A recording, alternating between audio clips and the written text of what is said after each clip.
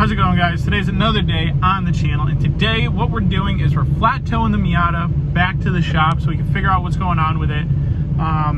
We're at a traffic light right now so I can record, and we got to get it back over there. When we get back over there, we can go over the car and we can show what else we got, and just kind of, you already know that we have the Miata head, so we're going to be going over that and taking the cams out of that, getting it all prepped and ready to go into the car so that tomorrow we can bang all this out. I have an O2 sensor on the way. I'm going to get spark plugs tomorrow as well, and the rest is kind of just labor. So we'll be able to get all this stuff done, and the car should be running, hopefully, fingers crossed, tomorrow. So yeah, let's get over to the shop. Okay guys, so we got the Miata over here, sitting outside. We're ready to work on it. The problem that we're having is that the shop keeps losing power, and I'm not going to keep just staying here just to wait, see what happens with it. But in the truck we got the head and all that stuff. I'm going out to see a couple of friends tonight, so I might record a clip while I'm out there. I'm going to stop at the farm really quick and grab my wheels from the 180 because Alex wants the front tires off of those. So we're going to help Alex out, and we're going to let him have the front tires. Yeah, then I'll be able to polish up those wheels, ceramic coat them, and put them back in the farm, and just leave them over there and let it sit for a while. But yeah, tomorrow hopefully we can get back in here and we can do a lot more work and be more productive than we are today. I got to figure out what's going on with this thing, but hopefully we can get it all set up and it'll be okay. So let's go ahead and go home for tonight. Okay, so today's another day. We're going to start working on the car today. We're going to AutoZone to go pick up an O2 sensor, and we're going to Mazda to go get some cam seals. Hopefully we can get those cams in tonight. I would like to. I don't know if I'm going to. It's kind of a lot of work to do, and I know I can get it done roughly quick, but I don't know. We're going to see. I'm also going to pick up some spark plugs as well. So the number one spark plug on the head is actually stripped. So what you have to do for that is you have to get a, what is it? It's a, you guys know what I'm talking about, like a strip bolt, strip nut socket. You got to crack the porcelain off, break all that off, then you have to tap that socket onto there and then turn it off, and then it'll come off. We're going to do that, and the car should run pretty good after that. I got to figure out what's going on with this relay for the fuel injectors, and once I can figure that out, the car should be OEM stock and run perfectly fine. So let's hope that all this works out and it'll be running good. Okay there, guys, so now we got a bunch of stuff here on the workbench, and this is the O2 sensor for it. We got a stock cam gear right here for it. These are the stock 1.6 Miata cams right here, and then we got some spark plugs, and we have some cam seals for when we change out these cams. What we're going to be doing is we're going to be taking these cams out, swapping these in, taking the HKS cams out, and we're going to keep those off to the side. We're going to put a brand new cam seals in. When we put these cams in, we're going to change our spark plugs, and we're going to change this O2 sensor. And there, we're going to, where did I put those things? I have some leads around here somewhere. Oh, right here.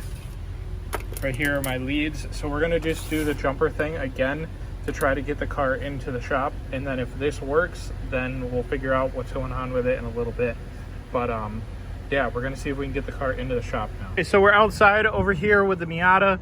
This is how I had it ran before, and it worked for like 2 days. So obviously these leads weren't in there properly. So what we're gonna do is we're gonna pull all of this out, and we're gonna get all of this set up right, and then we'll be able to get it into the shop. So you got to look at the top of this. This is a Nissan relay. Okay, so what we got to do is we got to line it up right. The coil goes in the back, and then the other pieces go in the front. The leads do. So we just got to set that up, and we should be good to go. So let's go ahead and do this and try to see if the car starts now. Okay, so the new problem is that we're not getting spark. So it's either the coil packs or it's the cam angle sensor, which is causing that. So now we have to try to find those two things. I think I have another set of coil packs, but I don't have another cam angle sensor. Let me go see if my other coil packs are the right ones, and then we'll test those to see if those will work. So guys, it looks like it's going to be the cam angle sensor. I just replaced the coil packs. These are the ones that just came out of it. Those are the ones that I just put in it, and the coil packs did not fix it. So that is not the problem. What is the problem is going to be the cam angle sensor now, and that is on the back of the block in the corner right there. We need to get one of those. We're probably going to have to drive up to Treasure Coast and go get that thing. Unless somebody down here in West Palm has one that I can test and see if it works. What I could do is I could try to see if I could advance or retard the timing a little bit and see if that gets it to spark or whatever. But yeah, I just don't know what the heck's going on with this thing. I know the wiring harness isn't the greatest, but I didn't think that we were going to have this many problems with this thing once we got it running. But yeah, so what I would like to do is I would like to get the O2 sensor on there, and then I would like to get the spark plugs in it tonight and try to figure out and see if that's the problem. If not, obviously it's not the problem, but if we could change those, that'd be awesome. I know we can change 2 through 3. 1 is going to be the problem because that's the one that was stripped, and I do have a different socket here, so maybe we could try that one and that one will work better.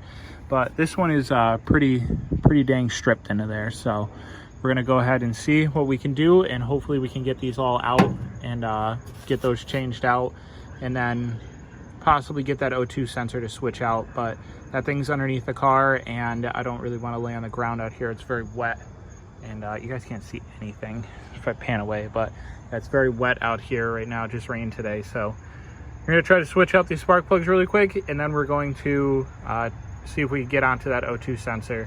And then we'll finish off the night by taking the cams off of that other head and polishing those up to get those ready to go. And maybe I can source one of these cam angle sensors within the next couple days so we can see what we can do with this thing. Okay there guys, so we're going to be running the actual spark plugs that I like to run in this car now, which are BKR6E spark plugs. Those are the V-Power NGK spark plugs. I had some Iridium garbage in there, NGKs, but we got the right spark plugs that I like now. So we're gonna be putting these in there. But if you look at all the spark plugs that were in there, they are all black at the ends. So this is what it's supposed to look like. That's what all those look like. So those are not good anymore, and we need to change all these. Number 1 is still stuck in there, so we're gonna have to figure out a way to get that thing out. Connor says that he has the tool that I used last time on Hunter's car to get this thing out. So basically what you do is you go into the spark plug tube in there, and you kind of just snap the porcelain off the top. So you would go ahead and you'd cut and you'd like snap all of this off the top. Okay, hold on, let me do this the right way there. So you'd snap all of this off the top and then just blow it out with an air gun. Make sure all the rest of them are covered up. Nothing's gonna fall into the motor, because if a piece of this porcelain falls in or anything, it's kind of donezo, because that's just rock and it's gonna be pitting around in there. So you break the porcelain off, and then what you do is you get a one of those sockets that I was saying earlier, like the back off sockets and the strip bolt sockets, and you jam that onto the top, and then you pray that that thing just turns off first time. So you go ahead and do that, and then you're all set. So usually what I like to do is I like to smear a little bit of Never Sees on these spark plugs, but I don't have that here, so we're just gonna put these things in dry this time, and we're not gonna snug them down too tight. And then we'll come back later and we'll put some Never Sees on these things later when we actually get this thing running. So let's go ahead, drop these 3 spark plugs in there, and then we can go ahead and head on inside and we can take that head apart. One other thing we're going to be doing outside out here is we're going to be changing out this O2 sensor right here. When we get the other one out and you guys really see how bad this thing has been running, it's been running really rich for a long time, and we need to fix that. So the O2 sensor was actually given to me from another guy who had another Miata, which I just needed an O2 sensor to plug up the hole. I originally had a bung in it. I put the O2 sensor in there. It fixed the problem for like a day or two, and then it just threw the check engine light again. So we're going to change this O2 sensor out now so that it's a brand new O2 sensor. Everything should be good with that, and spark plugs and a cam angle sensor. The thing that I can do, which I don't think I'm going to do today, I think I'm just going to wrap the video up with doing the head, and then next time we'll come back and we'll do some wiring. on this thing and see what we can figure out, because obviously both this and the cam angle sensor have 3 wires. So you got your power, which is red probably, black is your ground, which is usually always black or brown is a ground, and then white, which is going to be your signal wire. So what we could do is we could test the signal from the coil packs and see if it's getting signal to send spark to the actual spark plugs, and then we can do the same thing with the cam. If we can put a probe into there and see if we're seeing a signal come out of it, then we know that the cam angle sensor is okay, and then we would know that the coil packs are okay, and then we have another wiring problem, which could be who the heck knows what else. But we're gonna go ahead and we're gonna pop this O2 sensor out and change that out really quick, and then we're going to go ahead and finish up the day with the taking out the cams, and that will be the end of this video for you guys. Sorry if it's not super long. Hopefully it's a good little video. Did a little bit of driving around. We did a little flat towing, kind of not a whole lot. We are changing some parts out, and we're trying to figure out what's wrong with this thing, and hopefully we can have it running very soon. So let's go ahead and do that O2 sensor now. Okay, so this is the one that was in there, pretty black right there. And then when you pop this cap off of this one here, this thing is nice and new and ready to go. So we're gonna be putting this one in there. They actually look different, so hopefully the car runs okay. But we're gonna put this one in there, and then we're going to, that'll fix our check engine light, hopefully. But we gotta go back up top now and cut this wire and let it drop down. Okay, so here we go, we got the head. We're gonna take all these bolts off, going all the way down. This one's already loose, Hunter already loosened that one.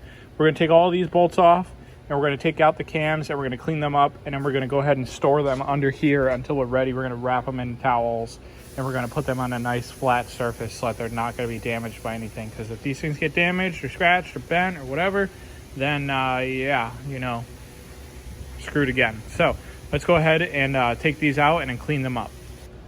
Okay, so here we go. We got the 180 wheels right here. If you really look at them closely, they really started to pit after a while, and like there's pitting everywhere. It's on the lip, it's on the face, it's everywhere. So these ones I'm gonna keep.